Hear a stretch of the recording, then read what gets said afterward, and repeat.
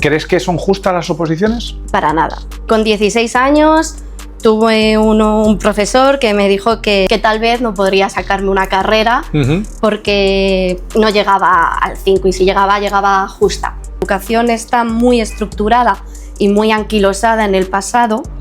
Sin ir más lejos en el temario, hay un tema que es Comunidad Europea y desde 1992 ya no existe esa Comunidad Europea, sino que es Unión Europea. La educación debe estar enfocada a eso, a una apertura de nuevas metodologías, de innovación, pero basándose en unos criterios y en un objetivo, en una razón de ser. Que de venir de todo estructurado, todo... Bueno, tienes que escoger esta asignatura porque si quieres dedicarte a esto es lo que necesitas. Allí, a través de talleres, van eligiendo qué quieren hacer. Intento crear ese espacio donde dentro de algo estructurado puedan entrar varios tipos de conocimiento y así surgió Hayaya. Bueno, estamos con Ana de Hayaya, de una empresa educativa con el tema de viajes. Ahora nos contará un poco. Y nada, vamos a conocer un poco más todo el tema educativo, oposiciones, viajes. Vamos a hablar de todo. Ya sabéis que aquí en Vive Educa cualquier tema es importante. Y como ya sabéis, todo esto no entra en el examen.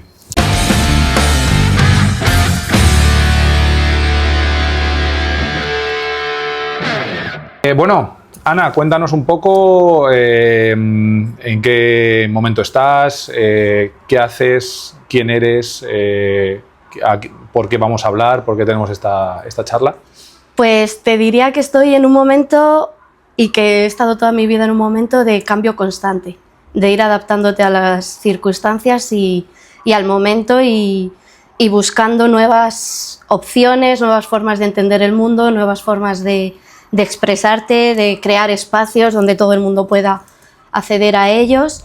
Y actualmente estoy opositando para el cuerpo de profesorado de Geografía e Historia, pero también tengo una empresa que es un proyecto educativo cultural que se llama Hayaya, que ha sido creado a través pues, de todas las vivencias que he ido conociendo, he ido viviendo y los estudios, y busca eso, busca crear un espacio donde todo tipo de conocimientos, todas las perspectivas que puedas tener de un mismo hecho, de un mismo cuadro, crean sinergias para ofrecer un aprendizaje significativo al alumnado.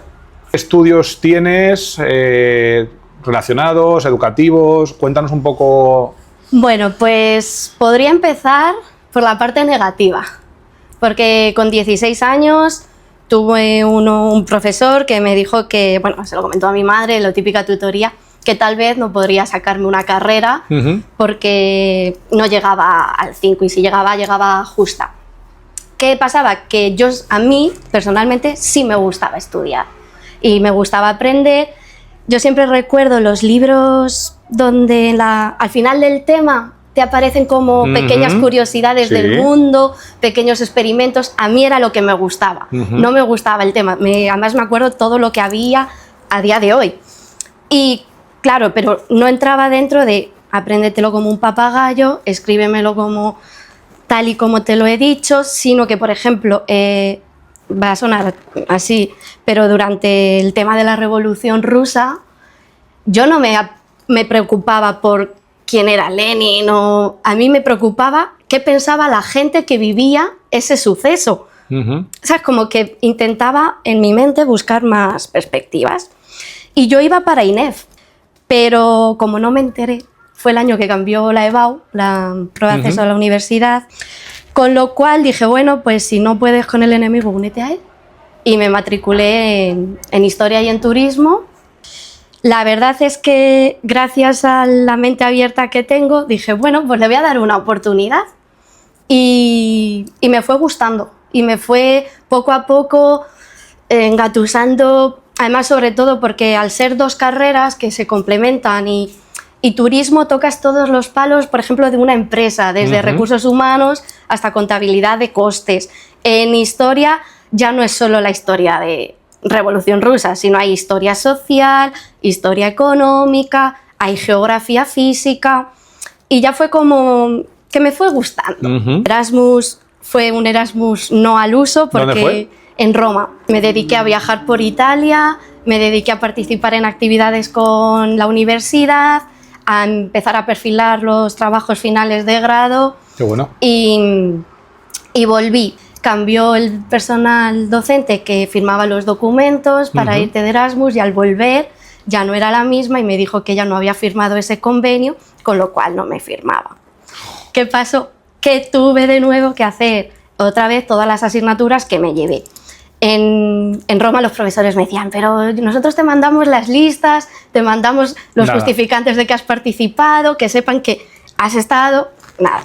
Entonces, ¿qué hice? Yo seguí estudiando las dos carreras, pero hice TAFAD a la vez, las tres. Sí, y en el fondo a mí TAFAD me dio pues esa alegría, ese, no sé, lo recuerdo esos 2 años como muy, muy bonitos. Además el equipo de los compañeros era brutal, luego estuvimos también trabajando en un gimnasio juntos, una maravilla. Y yo ya empezaba a hacer visitas culturales con colegios, pero no tenía el concepto de Hayaya. Me voy a ir un poco más atrás en el tiempo, otra vez, pero mientras estaba haciendo las dos carreras y TAFAD, yo ya empezaba a viajar. Y conocí un proyecto en Perú, que es Aldea Yanapay, el cual creé en una educación libre. Y la verdad es que me sorprendió que de venir de todo estructurado, todo... Bueno, tienes que escoger esta asignatura porque si quieres dedicarte a esto es lo que necesitas. Allí los adolescentes y los niños a través de talleres van eligiendo qué quieren hacer.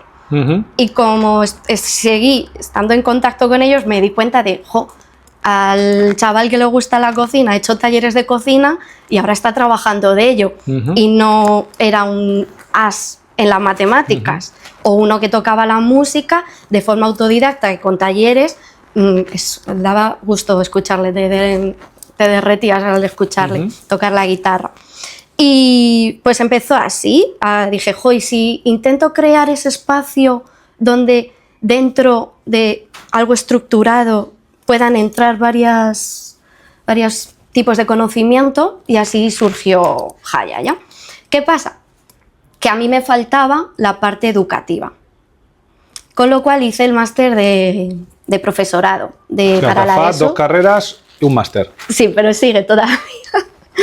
Y a la vez estaba haciendo el de español para extranjeros, porque me di cuenta viajando que sí, tú puedes ir a una academia o tú puedes estudiar en el día a día, o incluso en Roma, uno de los profesores me dijo, eres de las Erasmus que mejor hablan italiano y mejor escriben italiano de forma de gramática, que me faltaba también ese conocimiento académico, no solo de estar enseñando. Y ya hice estos 2. Pero la parte de patrimonio cultural y de arqueología y de museología y de arte me seguía llamando la atención, con lo cual lo seguí complementando con otros 3 máster de patrimonio inmaterial. No sé si conoces patrimonio inmaterial. Son las leyendas, la música, la gastronomía y de museología. Con lo cual, ya cuando tenía todos esos conocimientos, también tenía un bagaje de los viajes, de haber estado haciendo cosas, que yo siempre digo, haz cosas. Me da igual eso siempre lo digo a los chavales, me da igual lo que hagas, pero haz algo. Lo que quieras, hazlo. Y así empezó Hayaya. ¿Qué pasó? Que con los viajes de los proyectos educativos vi que me faltaba la parte de burocracia, de conocimiento académico en cuanto a lo social, con lo cual hice integración social. Y mientras todo este bagaje de tiempo, todo este periodo de tiempo, he estado haciendo historia del arte por seguir aprendiendo y seguir conociendo nuevas formas de expresar. ¿Cómo acabas ahora en la oposición? Pues como un reto personal y como una forma de cambiar las cosas. Porque con la OPO me he dado cuenta que la educación está muy estructurada y muy anquilosada en el pasado. Sin ir más lejos, en el temario hay un tema que es Comunidad Europea y desde 1992 ya no existe esa Comunidad Europea, sino que es Unión Europea. Que es un sistema que fomenta el aprendizaje de memoria, fomenta una estructuración del sistema y que no permite nuevas formas de entender la historia, que es actualmente, gracias a varios proyectos historiográficos, se está cambiando la historia. Ya no solo se cuenta de la forma tradicional que conocemos. Y entiendo que la educación debe estar enfocada a eso, a una apertura de nuevas metodologías, de innovación, pero basándose en unos criterios y en un objetivo, en una razón de ser. Vale, pero ¿tú crees que estudiando, o sea, sacando la oposición, vas a poder cambiar eso? A nivel local, sí. Dentro de mi entorno, sí. Actúa local, piensa global. Poco a poco, yo soy un poco ilusa en ese ámbito de la educación, creo que sí irá cambiando. Por ejemplo, con Hayaya muchas veces lo vemos con los chavales que hemos ido en una actividad hace 10 años, están ahora y se siguen acordando de la historia, de cómo vivían, más allá de, por ejemplo, en el descubrimiento de América, que no se descubrió. Ellos ya no te lo dicen como, sí, descubrió América. No, llegó.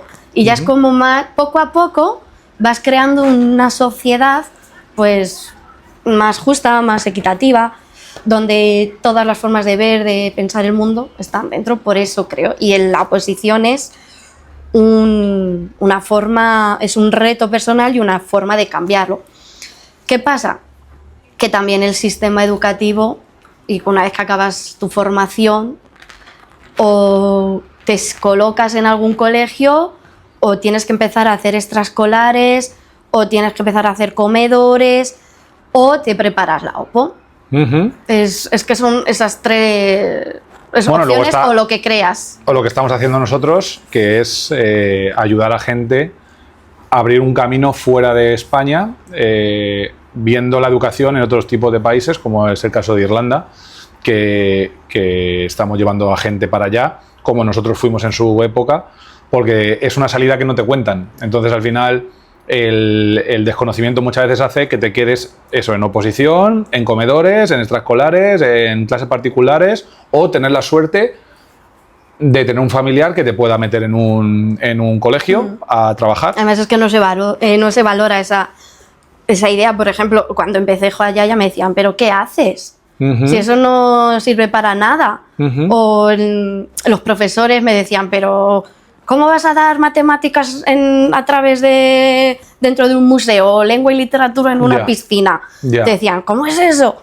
Pero claro, no abres la mente. ¿Por qué crees que en general siempre no nos gusta salirnos de la caja y luego ese sentimiento de negación siempre, de pesimismo, de lo que estás comentando ahora?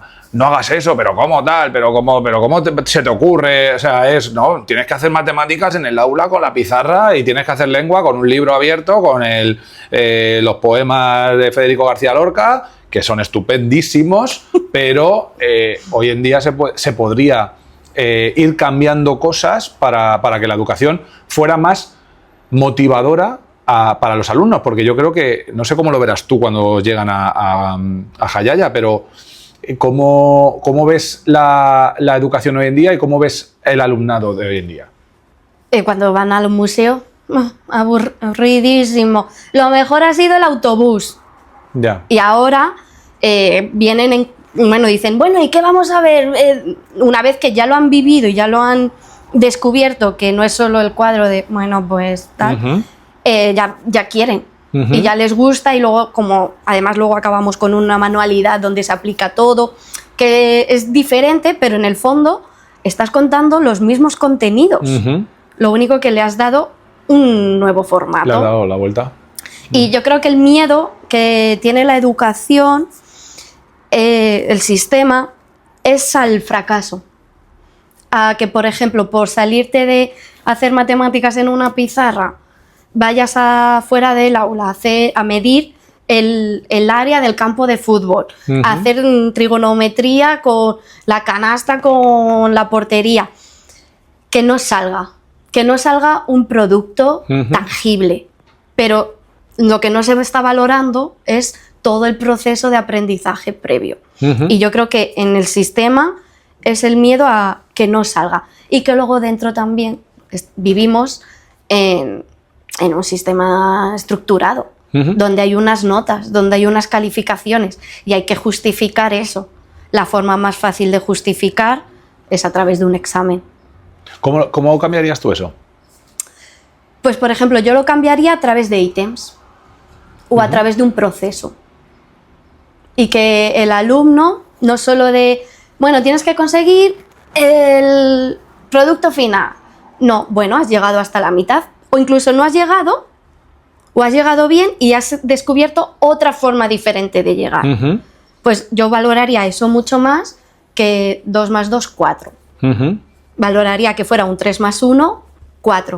O que has visto que un 1 más 1 no son 4, pero que si coges otro trabajo que ha hecho otro compañero, llegáis juntos al 4. Es que justo lo hablaba hoy, y yo lo comento en clase con mis alumnos, de que al 10 tú puedes llegar de muchísimas maneras. Entonces, parece que es solo de una, 5 más 5. Y es que si no lo haces de esa manera, ya no vale. Sin embargo, eso, 8 más 2, 12 menos 2, eso está fuera. Entonces, lo que propones me parece guay. O juntarte con un compañero que él sabe más y decir, pues los dos hacemos este camino juntos. Qué guay. Y luego, en cuanto a nosotros como profes, nos da miedo salir de la zona de confort. Ujú. Pensar que, bueno, ¿y qué hago ahora? Algo se te ocurre, somos seres humanos, llevamos evolucionando años. ¿Tú crees que no vas a tener las herramientas suficientes para salir adelante? Ujú. El irse a Irlanda, ¿tú no crees que ya con el bagaje que llevas, que en el fondo has estado haciendo eso a lo largo de tu vida, creando nuevas amistades, yendo a un nuevo colegio, a un nuevo instituto, a una nueva universidad, que lo llevas haciendo toda la vida? Tienes esas herramientas. Ujú. Lo que te da miedo es salir de la zona de confort porque piensas que no eres capaz, Claro. pero llevas toda tu vida haciendo Claro. esas acciones de conocer nueva gente, salir a tomar algo tú solo. Ujú. Pasa es que lo has asimilado y lo has identificado como que estás tranquilo, pero todos los días hay algo nuevo que aprender. Lo que pasa es que no nos damos cuenta, Ujú. pero todos los días se ve algo. ¿A ti que te gusta viajar, que compartimos ese hobby, el salir de la zona de confort, yo creo que viajando es donde realmente se ve? O sea, porque si vives en una ciudad, al final salir es muy complicado, porque al final sí, te puedes ir a un barrio nuevo, a comer a un sitio nuevo, has salido de mi barrio, tal y cual. Sabes el transporte que tienes que coger, no Eso lo es, tienes que preguntar. eso es. Pero ¿qué te produce esa incertidumbre de no saber lo que hay fuera a ti, internamente? Vamos a ponernos un poco lo que porque mucha gente a mí me pregunta con el tema de los viajes, que por qué viajo solo o por qué hago viajes a lo mejor al uso. No sé, ¿a ti qué te produce? Pues nuevas oportunidades, de todo. Y abrir la mente de... ¿Y por qué no? ¿Por qué lo mío, mi forma de actuar o mi forma es válida y no es la de otra persona? Cuando lo que hablábamos de la educación, llegas al mismo lado, llegas al mismo punto. Pues me abre esa oportunidad a conocer, a entender otras formas de cómo funciona el mundo. Yo siempre lo diré, muchas veces viajando me siento pues una inculta, totalmente. Uh-huh. O una adulta no funcional. Uh-huh. Cuando estuve en la selva, que me enseñaran a mí unos adolescentes a hacer sillas, pues yo, claro, yo las compro aquí, claro. Pero yo no tengo ese aprendizaje, esas herramientas para poder hacer una silla. Claro. Es una nueva forma de aprender, de entender oportunidades que luego en el día a día las podrás usar. Uh-huh. A lo mejor no hacer una silla, pero sí puedes entender, puedes usar la situación de, vale, no tengo una silla, uh-huh. ¿qué hago? O no tengo un recurso, ¿qué hago? Pues me lo construyo o busco opciones. No es como... No es, ¿sabes? A mí eso es lo que me transmite viajar, oportunidades. Volvemos al tema de la oposición. ¿Crees que son justas las oposiciones? Para nada. Te voy a ser totalmente sincera, para nada. Se valora que seas un papagayo, que te estudies un tema. Luego también nuestra parte de la oposición no es, ¿cómo decirla? No es un temario cerrado, es un temario abierto, con lo cual tu tribunal puede considerar que no es lo correcto, o viceversa, o que es perfecto. No me parecen justas, la verdad. Porque, y luego también, pues es como, si hoy en el día a día ya no se estudia así, ¿por qué tenemos que seguir los profesores estudiando así? ¿Sabes? Es como, valora, por ejemplo, una aplicación didáctica. Hay comunidades autónomas donde ya no es un temario de redactar, bla, bla, bla, bla, sino que te ponen una situación de aprendizaje y te dicen, venga, aplícame esto. Y por ejemplo, me parecen mucho más justas esas, porque también das la oportunidad al profesor que ha tenido experiencia en el mundo del aula, dentro del aula, a hacer algo. Porque yo ahora mismo pues soy como, está mal decirlo, pero una neófita en este mundo, a no ser que me hayan visto en el aula. Tengo compañeros que han estado en el aula un día y la verdad es que cuesta un poco, pero bueno, es lo que hay. Es el sistema. Apruebas la oposición y que vas a seguir estudiando, vas a querer seguir creciendo, te vas a estancar. Voy a seguir creciendo, obviamente. Hayaya sigue existiendo, voy a seguir viajando. Estoy ahora, cuando acabe la oposición, buscando estudios de antropología. Seguiré creciendo y seguiré evolucionando, incluso formándome como profesora, conociendo nuevas metodologías en los viajes, en proyectos, con vosotros, por ejemplo, etcétera. Suspendes la oposición. ¿Qué pasa? Pues sigo igual. Es algo que... O sea, la misma respuesta puede ser para si apruebas. Exacto. Es como, bueno, pues nada, lo sigo intentando. Tengo la suerte de que tengo trabajo, de que tengo mi vida más o menos ya resuelta y que la OPO es como un reto. Pero yo entendería a la gente, bueno, pues no pasa nada, se sigue intentando. Lo que hablábamos del miedo al fracaso, que no salimos porque pensamos que vamos a fracasar. Bueno, pues este año... Pero no personalmente, sino pensar que la gente puede pensar que he fracasado y eso me fastidia más. Sí. O sea, porque tú que fracases da igual, pero el error o el fracaso ante la gente yo creo que nos duele más. Esa vergüenza. Eso es. Pues seguir intentándolo, seguir estudiándolo. Es que alguna vez va a pasar. Es como las oportunidades o un sorteo. Alguna vez te va a pasar. No es lo mismo que lleves más temas estudiados o menos, pero te va a tocar. Tarde o temprano es como, bueno, síguelo intentando. Luego también mi experiencia personal me ha hecho seguir intentándolo y seguir luchando, porque ya empezó con un colegio. ¿Y tenéis ahora? 17. 17 colegios. Y pues eso empezó con un cole, pero bueno, ya guay. Han sido años así. ¿Cómo trabajáis con los colegios? O sea, ¿cómo os ponéis cómo contactáis y cómo trabajáis con ellos? Pues los profes además profes que apuestan por una innovación y una forma de entender la educación más allá del libro. Estamos trabajando prehistoria. Podemos ir al arqueológico y luego hacemos un taller de lanzas prehistóricas, o estamos trabajando Egipto. Vamos y hacemos esto y luego usamos por ejemplo, también tenemos recreaciones históricas de el taladro Egipto, o el de matemáticas. Muchas veces nos dicen, es que, ¿qué hago? ¿Me voy al Munzid? Digo, pero si todo el arte es matemáticas. Digo, si hasta en el campo hay matemáticas. Ya. Con los árboles se puede hacer un montón de cosas. Qué bueno. Y es así como trabajamos. Son los profes que apuestan por una innovación y por un aprendizaje significativo más allá de los libros, los que nos dicen, oye, queremos trabajar esto. Muchas veces nos lo dan ellos y otras veces dicen, ¿cómo lo proponéis? ¿Qué opciones hacéis?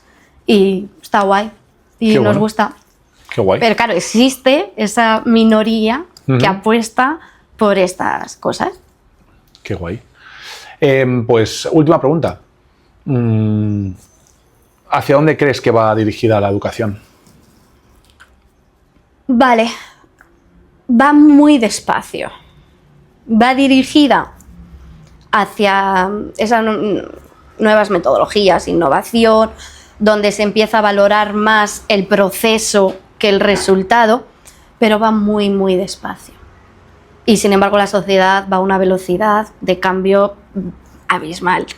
No están. Hay una dicotomía entre esos dos mundos, el mundo académico y la sociedad, enorme. ¿Van como hacia separándose o van paralelo, pero no se juntan? Es que van los dos a la misma dirección, pero es que, por ejemplo, uno ha llegado ya a Barcelona y nosotros estamos saliendo todavía de Madrid, poniéndonos de Madrid un destino. Van, desde mi punto de vista, creo que sí, que se están cambiando cosas y se están buscando eso, pero no es equitativo para nada. Ni, bueno, son dos mundos paralelos. Aunque tengan un horizonte común, digámoslo así, no. Y en el mundo de las oposiciones, más lento todavía. Es todo un proceso muy lento. Lo único cambio que puedes hacer dentro del aula. Sí, lo local que decías antes, lo local para lo global, ¿no? Eso es. Cuéntanos qué te ha parecido o cómo te has sentido, si quieres decir algo más. Pues no sé, me ha gustado mucho poder compartir, porque te encuentras muy pocas veces con gente que puede entender el punto de vista diferente que tienes de la educación, o incluso hablando con los profes muchas veces digo, es que a mí me gustaría, digo, hazlo. Dices que no hay nada, no hay nadie, digo, busca, que encuentras. Así que ha sido un placer pues conoceros, Vive Educa, porque yo desconocía que existía esta opción, así que me ha gustado, la verdad. Pues a mí me ha parecido muy interesante todo lo que nos has contado, sobre todo ese punto de vista desde fuera, a lo mejor, de la educación, educativo, de decir que hay vida fuera de lo tradicional, y yo creo que eso se va demandando más. Creo que esa idea de irse hacia afuera se va demandando más. O sea, lo tradicional se conserva y perdura, pero la gente ya va olisqueando un poquito fuera de otros tipos de metodologías, otro tipo de educación, otro tipo de herramientas de aprendizaje. Sí, pero lo que decíamos, que la educación sigue ahí, anclada, pero ya empieza la sociedad a ir buscando nuevas herramientas. Y recordad, todo esto no entra en el examen.